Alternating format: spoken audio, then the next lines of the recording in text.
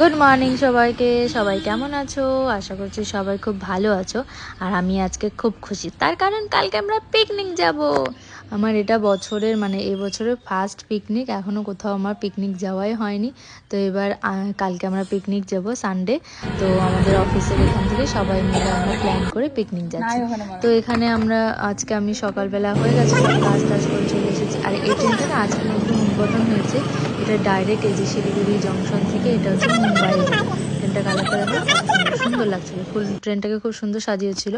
আর তারপরে এটা সন্ধ্যাবেলা, কিন্তু আমি এসে চুলটা শ্যাম্পু করেছি, তার কারণ সকালবেলা তো হবে না। তো ওই জন্য আমি সকালবেলার জায়গায় আমি বললাম না, সন্ধ্যাবেলায় শ্যাম্পুটা করে নিই, চুলটাও শুকিয়ে যাবে।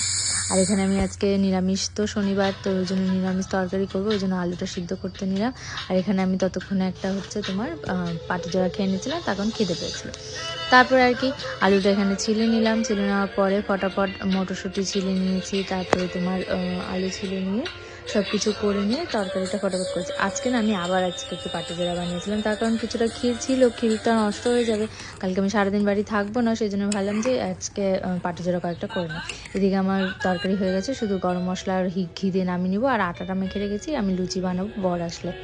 ফটাফট কয়েকটা লুচি ভেজে নিয়ে বরকে খেতে দিলাম, তারপর আমি খেয়ে নিলাম। খেয়ে নিয়ে আজকে তাড়াতাড়ি ঘুমোতে হবে, তার কারণ কালকে সকালবেলা তাড়াতাড়ি উঠতে হবে, সকাল সকাল যেতে হবে। তো সেই জন্য ফটাফট করে নিয়েছিলাম। এই যে রাত্রেবেলা এটা বরকে দিয়ে দিয়েছিলাম খাওয়ার জন্য, গরম গরম লুচি আর আলুর তরকারি, আলু আর পনিরের তরকারি। রাত্রেবেলা একটু ফেস মাস্ক লাগিয়েছিলাম, বাড়িতে বানানো আর কি, হোম রেমেডি।